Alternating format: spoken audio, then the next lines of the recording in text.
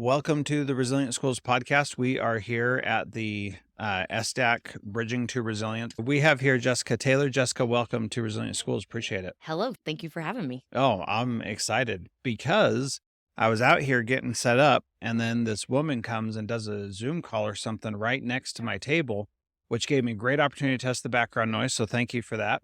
And what I saw when you were doing that was this love and great admiration you have for the people that you work with.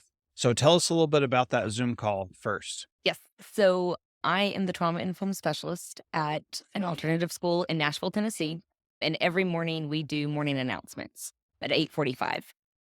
Today is actually my birthday. Happy Also, birthday. Yay. it's been a big deal for the students because they really wanted to celebrate me. Uh-huh. So they called me into the meeting so they could all tell me happy birthday, but then they wanted to get on camera so I could actually still see their faces. Yeah. Being gone from them is very difficult because I'm the first person they see in the morning. When they're doing check-ins in the morning, it's me. So not only is it valuable for them, it is also very valuable for me. So Yeah. Yeah.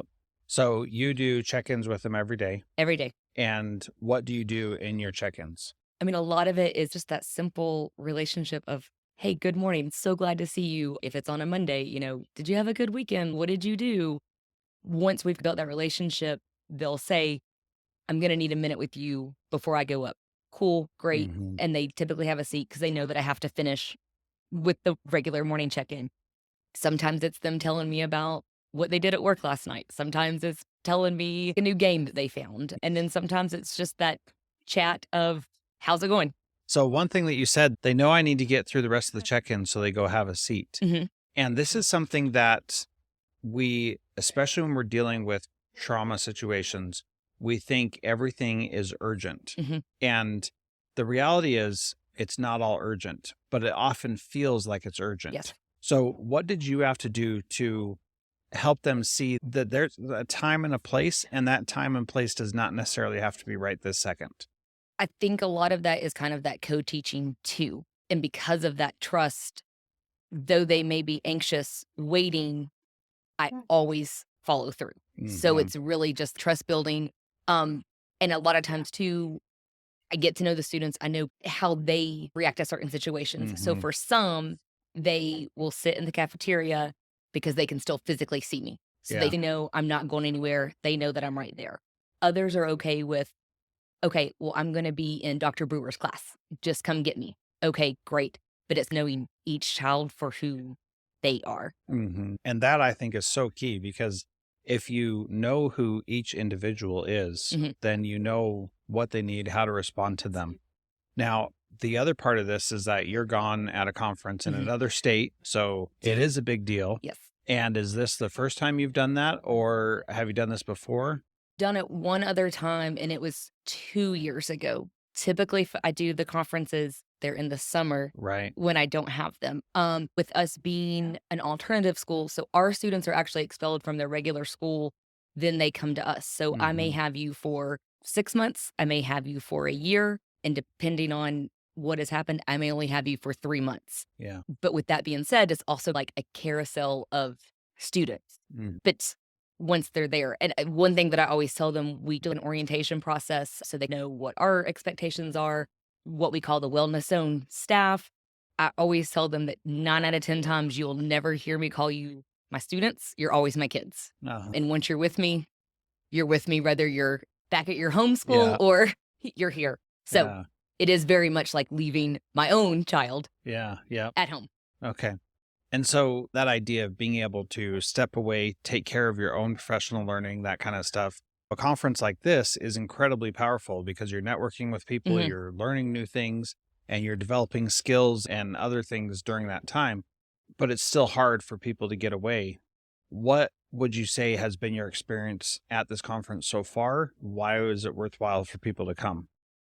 So in Nashville, they have been a little quote unquote kind of ahead of the game on the whole trauma informed practices. That isn't necessarily a nationwide thing yet. So I went to a conference 2 years ago in Arizona, and then even this one, to see the difference and how far as a whole we've become Mm. is amazing. To continue to hear like the stories, like listening to Stacey Nation this morning. Some of it is, okay, I am doing this right. I've got this, but also there's still consistently things to learn. Yeah. So some validation that I'm making good choices and doing well. Other parts are, this is new. I didn't think about it this way.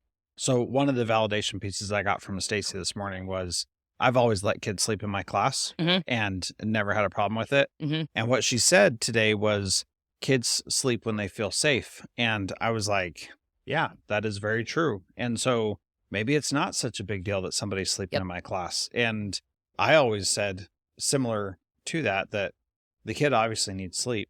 Otherwise, they wouldn't actually be asleep. Right. You know, so why not just let them? What's the big deal? So what are some of the validating things that you've heard so far? So a lot of times that co-regulation and that tapping, just kind of that stretching, what do they need? What is underneath? Yes, they have this behavior maybe, but okay, well, they're going through X, Y, and Z. I also just left with, I can't remember her name, but the behaviors, sometimes when they're upset, they just need you to be there. Yeah. You don't have to speak to them. You don't have to talk to them. It's just that presence of being there with that co-regulation. And I think a lot of times where I really work with my teachers on, and really even some of the admin, is the co-regulation piece. You don't have to just put them in a room or leave them alone. Just be present with them. Yeah, absolutely. Being present is a lot different than lecturing. It's a lot different than coaching or teaching. And it's a lot different than doing something else, right? And so sometimes the presence of being there is enough. Sometimes they need you to just sit there and not do anything with them. Sometimes those are hard decisions to make of what, like, do you really need me or should I be actually working? Are you at the point where you're having those conversations with kids and saying, what do you need from me right now? And what does that look like? I do actually have one particular student. Every day during lunch, she comes to my room, and when she first came, she hated my room because there was too much positivity in the room, she told me. She was like, great. it's going to rub off on me. And I was like, it's okay. I always say, all right, look, you can talk. You don't have to talk. Where are we at? Do you want me to sit here? Do you want me to ask them? Like, what do you want? So now when she comes into the room, she lets me know, okay, I need you at your desk or I want you on the rocking chair. And we just go from there. So really, I think too, like just teaching them the skills of that self-advocating about what you need and then truly listening to what they're saying they need. Yeah. It's powerful. So what advice would you have for someone who is interested in this kind of stuff and maybe doesn't know exactly where to start, or maybe has been given an assignment or a role but doesn't know exactly what to do? How do you suggest people learn new things about this kind of work? One, it's find your people. Find someone, whether that's kind of doing research on the internet and looking at different, like Bruce Perry or whoever it might be, looking up different things. Well, then finding those people within your school system or within your community, and reach out to them. Ask for help. We don't know what we don't know. And especially in the world of trauma and behavior, is consistently revolving. We all like to think we know the answer and what's going on, but we don't, and that's okay. And I think that reassurance of, hey, there's going to be days that like you probably mess up, but we all have, and it's okay.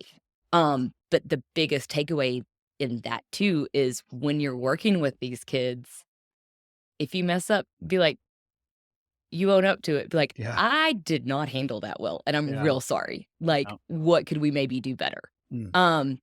So again, it's just kind of, don't force a relationship on anybody. Just be you. It's okay. And everybody's going to be different. You may have the same exact job title, but each individual is different, just like each individual kid is different. Yeah. And I think that piece is so important because you really have to be you, because when you're not you, you come across as inauthentic. And so when you're trying to do something the way Stacey Nation does it, or Jim Sporlier does it, or whoever else you admire, if you're trying to do things like they would, it's not going to work. And you have to do things like you would do it. And so that also can be difficult because you don't know what the quote unquote right thing to do is. And so you just do the best you can with what you got and you just move forward. What's your advice to someone who's feeling that? Like, I don't know if this is the right thing or not. I think it's at the end of the day when you're driving home, look at what's one thing, like a positive takeaway that you took. Is that something that is going to continue to drive you, or do you really have to struggle to find a positive takeaway? Mm-hmm. And if you do, it's okay. Mm-hmm. Just we all have an idea of like what the job might be or what we think it is or what we're supposed to do. But if it ends up not being what's best for you, that's okay. Just like it's okay to make a mistake. Yeah. It's okay if you realize this is too much for me. It's too emotional for me. It's too, and I think there does come maturity in the fact of then kind of realizing, all right, this, here's what I like about this. So what else can I maybe find? Yeah. So what's something that you're doing at your school that you're really proud of, where you're like, this is amazing. Everybody needs to know about it. Okay. I did not realize this was going to be such a big deal last year. So, because they all have social media, they all snap, they all do the thing. Well, last Christmas, so we typically start to have kind of like kids that go back at the end of December before the second semester. Mm-hmm. But then we also, because the last week is exams, so it's only half days for all my high schoolers. So each day we did a different, like we did a hot chocolate bar. I did a photo booth Christmas thing. But with that, I took selfies with all of them. Some of them hated it, some of them whatever, but I printed out 2. So one went onto my wall, and then I handed them one when they left. And now I've got a new, like they're still on the wall. So then now anytime that you leave, like if you're going back to your homeschool, you always get a selfie with Miss T, because it's going to go on the wall. So much so that the kids that left last year were very concerned that their photo was going to be taken down. So we've developed a plan on where it should go. But I think it, because I do have like last Thursday. So I do also go out to the JDC, the Juvenile Detention Center. So if any of my students go or whatever, I actually can go out there just to do a check-in. Yeah. I'm not here to tell you like you shouldn't have done X, Y, and Z. But it's just hey, I'm here. It was a former student. I got to see him, and the first thing he said was, "Miss T, do you have that other picture that we took at the end of the year?" And I was like, "Yeah." I was like, "I have the one from Christmas too." And he goes, "No, I have that one. It's on my dresser, but I need one for my wallet."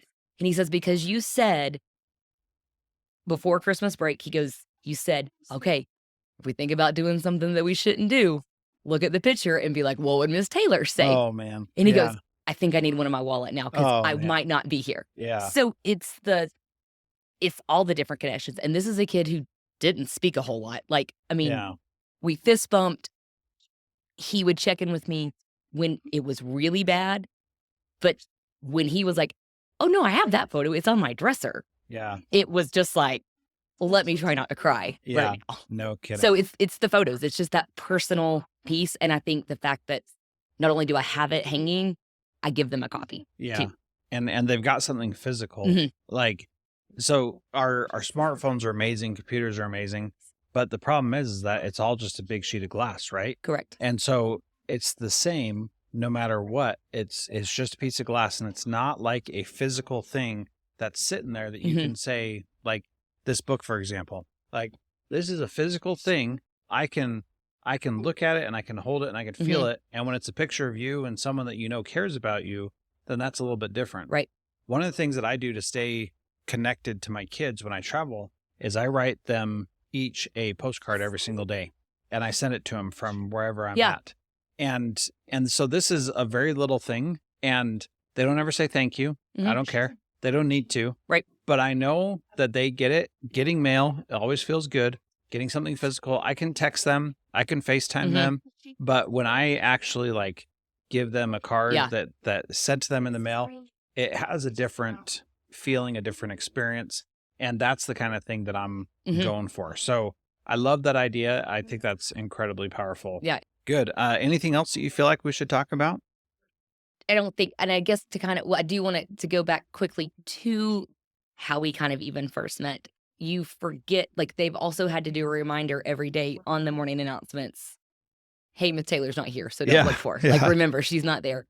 But I think it's just like it's just as important to them. It's just as important to me.